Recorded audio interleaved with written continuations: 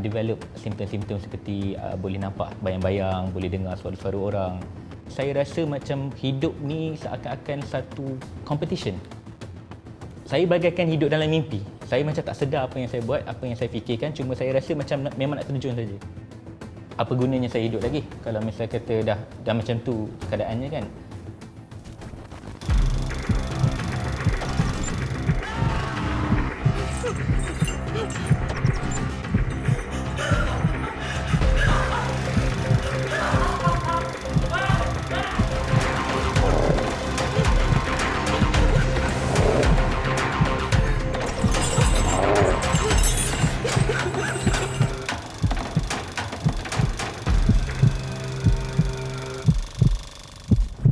Isu kesihatan mental memang tabu untuk dibicarakan kerana bagi mereka yang kurang ilmu beranggapan ia isu yang melibatkan tentang sakit jiwa, tentang mental, tentang sakit, tentang bahaya sehingga kan memberi ancaman kepada mereka yang sedang berjuang untuk pulihkan emosi dan mental mereka, kehidupan mereka kerana adanya mereka yang salah tanggapan, yang salah persepsi terhadap mereka yang diuji dengan mental yang bermasalah ini. Dan jadi macam mana cara terbaik untuk memahami? Perlukah ada kesedaran, perlukah ada pendidikan dan perlukah ada satu perjuangan yang luar biasa untuk memberi tahu tentang perkara yang kompleks ini. Bersama dengan Faris Nazrin, Faris, yang mana diuji dengan masalah seperti dipanggil sebagai Schizoaffective disorder. yang maksudnya Dia adalah sejenis psychotic mood disorder, mana saya boleh berhalusinasi, berdelusi dan juga ada mood disorder macam depression dengan mania lah. Okey. Jadi bila masa ada perasaan ini berlaku dalam hidup anda ketika kecil ke remaja ke macam mana? Dia bermula waktu saya berumur tak silap saya 15 ke 16 tahun, mana saya waktu tu sedang mengalami kemurungan yang sangat teruk lah.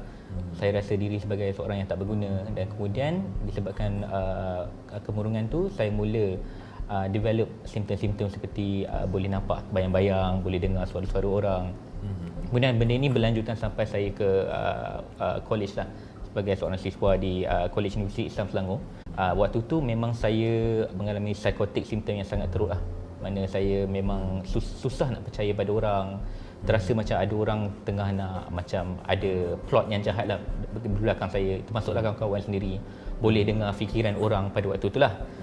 Macam mereka bercakap buruk tentang saya. Dan kemudian benda ni yang membuatkan kawan-kawan saya rasa takut pada saya. Dan kemudian bawa saya ke klinik swasta. Dan kemudian pada waktu itulah doktor tulis surat referral dan bawa saya ke hospital Sedang lah untuk dapatkan diagnosis. Baik, ketika masih lagi alam remaja, mungkin ilmu pun tak banyak tentang disorder yang dialami, ya. Mungkin kecelaruan ke, ataupun ada juga faktor-faktor apa sebenarnya yang menyebabkan dia berlaku. Ada yang kata mungkin faktor kesedihan ketika kecil ke, selalu menyendiri ke, atau ada benda lain yang mengaruhinya atau macam mana?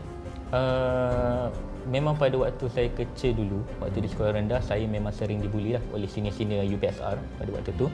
Dan kemudian saya tak ada tempat untuk meluahkan perasaan disebabkan waktu tu ibu bapa saya sangat sibuk lah dengan kerja untuk menyara keluarga lah. Saya tak boleh nak salahkan mereka sebab mereka memang sangat sibuk orangnya. Jadi saya dihantarkan ke rumah makcik dan pakcik. Dan pada waktu tu juga saya sering dibanding-banding lah. Macam Faris ni tak bagus orangnya, tak cerdik macam anak jiran orang lain kan. Jadi disebabkan tekanan perasaan tu dibawa sampai ke remaja lah, saya sering rasa macam diri ni sering tak berguna berbanding dengan orang lain. Faris lebih banyak bersendiri ke ataupun memang pada waktunya sosial macam biasa, cuma ada tak perasaan mungkin macam nak balas dendam ke, nak tiba-tiba cekik orang tu ke, ataupun buat apa sebenarnya? Saya waktu kecil tu saya memang seorang yang peramah. Kemudian disebabkan kejadian-kejadian tu saya memang suka menyendiri dan susah nak percaya pada orang lain. Kata nak cekik atau bunuh orang atau menyakiti orang tu tak pernah lagi lah. Cuma saya rasa macam hidup ni seakan-akan satu competition. Selalu kena compete dengan orang.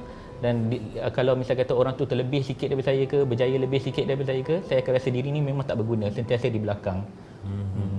Baik, bila dah semakin dewasa, semakin matang, adakah yang pertama baik ataupun bila masuk ke alam universiti yang lebih kompetitif, alam pekerjaan yang mungkin lebih kompleks kan, orang pun macam-macam yang mungkin lebih outspoken, terbuka, sehingga menyakiti anda, ia jadi semakin kritikal dan teruk?